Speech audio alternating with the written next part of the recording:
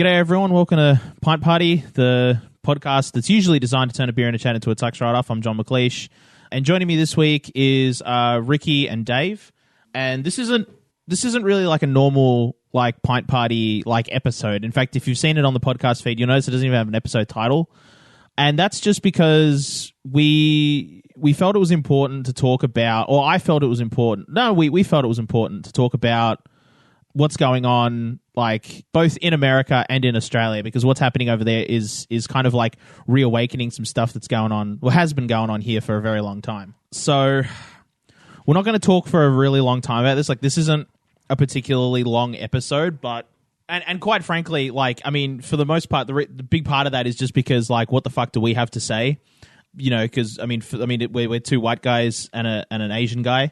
Like, what the hell do we know? But at the same time, like, and that's kind of why I've been struggling with figuring out what the heck we were going to say, because I thought at first I wasn't going to say anything, because all of my media training, everything that I've ever been taught about being in the media, especially like outside of journalism, like without being in a journalist or in the news or in any respect like that, all of my training was to stay silent, was to keep quiet, because that's who I was taught by. That was what they said, was you keep quiet because you don't know what you're talking about. And on top of that, you're an entertainer. People come to you for an escape from reality. They don't want you telling them what to do. And I didn't realize how much that affected me until, honestly, like literally until I saw David's post about Blackout Tuesday. And what Dave said in his Instagram message, almost word for word, is how I felt. Like, I'm just some dickhead on the internet who makes poop jokes. Like, what the fuck do I have to say? Why should I say anything? And I struggled with that question. Like, should I say something? Should I not say something? And the more research I did, the more I learned, the more I realized that what I was taught was wrong. And I'm not the only one that was taught that too. This isn't like a unique experience to me. This isn't a unique experience to Dave or anybody else, because Dave is a victim of that teaching too, because I taught him a lot of stuff. So, like, Dave, I'm sorry for passing that on to you. Yeah, I realized that was wrong. The more I saw what people, like, what was being said was, no, it's important that you do say something. It doesn't have to be a lot, but it's important that you do say something, because when you say nothing, all you're doing is, instead of vacating the space for someone more knowledgeable to speak, what ends up happening is you vacate the space for people to preach hate. And that's not on. That's not what I wanted to do. That's not what any of us want. So therefore, the responsibility then falls on us to then speak up and say something. And so, sorry, I'm sorry if that sounded a little bit kind of jumbled and stuff, but honest to God, I've been like trying to come up with the words for that. For like, I mean, I that's part, part of the reason why I haven't been sleeping for the last few days because of this. Like, I've been really struggling with this. Yeah, I'm not really sure what else to say beyond. I suppose we should. I'm not sure what else to say here. Actually, is there anything else I need to add, guys? I'll take the reins if you want, then, John. Yeah, if you can, for a minute, just while I collect myself. Yeah, that's fine. So, yeah, John, you hit the nail on the head. This episode isn't really an episode. It's more or less just us making a statement about where we stand. And, of course, we all stand with the Black Lives Matter movement. My perspective on it comes from one of, obviously not systematic oppression, but just racism in general, which is where I draw most of my support when it comes to this movement. It's more or less about just racism and, systematic racism at that within America and with Australia itself as well. I've never gone through it myself, but I've gone through a variety of different instances of racism, especially this year. And in the post, I mentioned that it's, racism is not new this year. The year started off with racism, and the only thing that's changed is its target. It's moved away from China, and it's now moved on Black Americans and Indigenous alike. And it's amazing to see that this is still something that exists today, and just how easy it is to exist, and that's wrong. And that's where this movement has a lot of its steam, and rightfully so, is that we cannot believe that something like this is so entrenched for so long, and almost so evidently, so obvious too. When you start peeling the layers back, you can see it everywhere. And very much so in the American system, and very much so here too. But, the main thing to get across when it comes to movement like this is John's right. We speak up because that way we drown out hate. And that's not what needs to happen for this movement to succeed. Everyone needs to come together, and which everyone is coming together. Ricki and myself were at the Melbourne protests last night, June 6th. In Melbourne, I think it reached over 10,000 people at the protest, one of the biggest turnouts that's ever been seen in a protest in Melbourne, maybe even in Australia, I'm not sure. But the support is there, and this is a moment for the history books, and we are genuinely living in a period of change, and it's not just us, it's not just America, but it's around the world too. There are protests happening in Korea, there are protests happening around England and London. There are protests in every city across all different nations, across all different races and colors of the world. This isn't now, whilst it is an American problem and a problem with racism in general, but it's now a worldwide issue.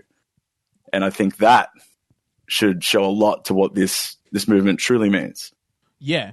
And I think really what it highlighted for the rest of the world, was that racism and systemic racism isn't a uniquely American problem. It's a problem, and I mean, that's not to say it isn't a problem in America. It certainly is, but it's not a uniquely American problem. We have those problems here in Australia too, and I think, because I know we have some listeners in America, and if they're kind of curious as to what I'm talking about, I think that's sort of important to kind of speak up about, and that's really more what I want to focus on. Being an Australian podcast, if you want to learn more about what's going on in America, there are heaps and heaps and heaps and heaps and heaps of places to go and to hear about that. Obviously, the best one being the Black Lives Matter hashtag. If you want to get the information, that's there. It's all there. But here in Australia, the biggest problem we have is the mistreatment of Indigenous peoples.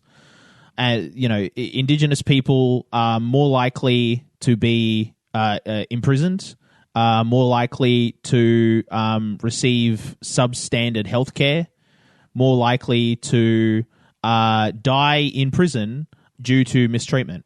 And I don't want to say mistreatment. That sounds bad. I don't know. No, mistreatment. Yeah, no, they're done wrong by the system, and they die as a result.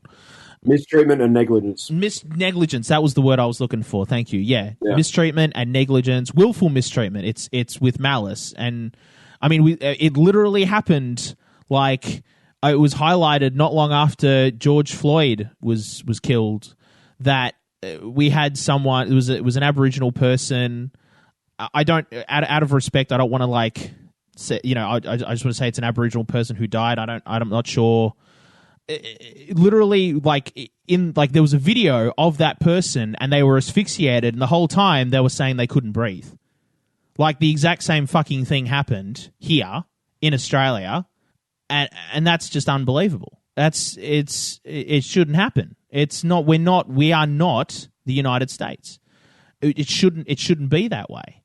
There are a lot of things about the United States that I think we could look up to. I think there are certain ideals that I think we could hold as good, but that's certainly not one of them. That is not something we should aspire to have here, which is that level of mistreatment towards somebody who is a person of color, is not white, or an Indigenous Australian. It doesn't matter who it is.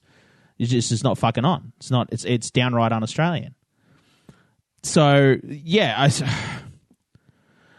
I suppose. Yeah, I don't know. I don't want to say anything else. Just anything else would just be fucking selfish at this point. Yeah. Yeah. I just want to jump in just a couple of things. Yeah. If anyone is looking for any more information, at least with the Australian side of things. Mm. A really good place to start is Warriors of Aboriginal Resistance. Just start there. They're the guys that organised all the protests all over Australia yesterday. Did it in 5 days. Managed to get a protest in, I think, every major capital city. So for anyone looking for more information, that's probably the best place to start. And I'd like to just say that, like, the best thing, it is good to speak up in situations like this, but I think for people who are like in our situation where we really have no point of reference for this kind of racism, the best thing for us to do is to also just listen. Because for the most part, the majority of people out there, we have no idea what it's like to be black in a society that is primarily white. And I think the first step a lot of people need to do is just shut up and listen and try to understand. That was the best thing about going to the protest yesterday, just sitting there and listening to people talk about their experiences. And it is honestly, it's eye-opening to hear a lot of the stuff that happens right under our noses without us knowing about it. So for me, that is one of the things, just listen, understand, have empathy. And then once we have a better understanding, then we can really try to make some changes. But yeah, I think the first step for a lot of people is just listen and understand, and then we move forward. Yeah. There's just a couple other ones for anyone in the States who might be listening as well, and I think for anyone here as well, because what's going on has also sort of not uncovered but put to light another issue right now is the whole police brutality thing in general. A lot of people are seeing some insane things done by the police all over the world to primarily peaceful protesters. So some good resources there. If you go on Twitter, Unicorn Riot, they've been covering a lot of this. A journalist called Robert Evans is another one. He's a fantastic journalist. He actually did a podcast called It Could Happen Here, which was about civil unrest and uprising leading to a second civil war. He did the podcast a year ago. It's almost becoming prophetic right now. It's insane how close to what he was saying could happen is actually happening. But he's also been covering the riots as well. Well, not the riots, the protests mixed with the police brutality. So those are some good places to start if you want to sort of research what's been happening with the clashes with police over there as well, because that's become this sick, disgusting, like, side story to what's happening at the same time. It's nuts. So yeah, those are some good resources that I go through. Independent, no allegiances to left or right, to any media. They are just independent, which I think right now is very important to sort of seek out people that you trust when it comes to getting news, because the news is coming thick and fast from a lot of places with agendas, and that's not always honest. So yeah. Those are some just purely straight up and down journalists that I recommend going to check out. Yeah, absolutely. And on top of listening, I think it's also important to like I said earlier, it's listening is important and hearing what has to be said. But then once you've done that, that can't be the end of it. You can't just be like, okay, I listened, and then you go back and flick on the telly.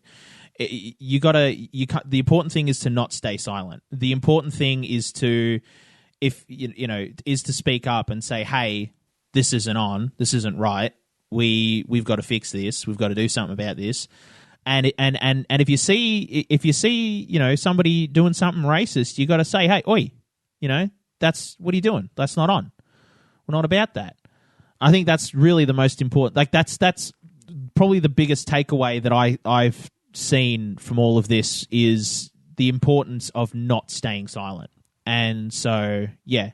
And if you are also just another resource, just if you want to if you feel like contributing, like donating in a way, there are heaps and heaps of places you can donate. But we're a Victorian podcast, so I'm going to highlight a Victorian service. The Victorian Aboriginal Legal Service is a service that helps Aboriginal people, Indigenous peoples, navigate the legal system. Like I said, Indigenous peoples are far more likely to be imprisoned in Australia than anybody else, and so they're a great resource for helping Indigenous peoples get the legal support that they need.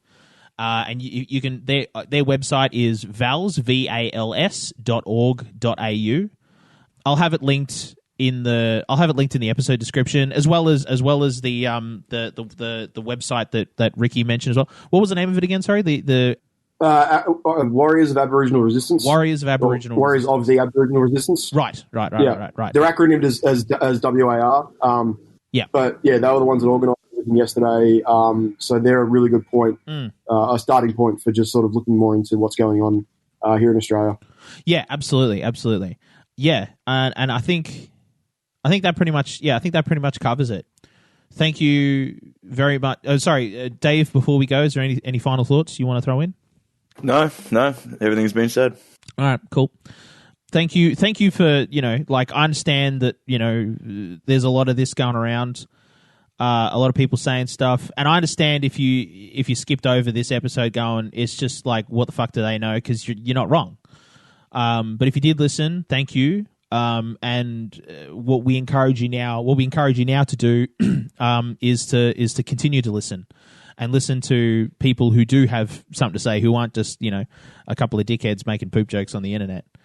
Yeah, I don't even know how to fucking close this. Should I just do the normal close or? No, we'll just sign out. Yeah. All right. Well, yeah. Thank you for tuning in. We'll see you all next time.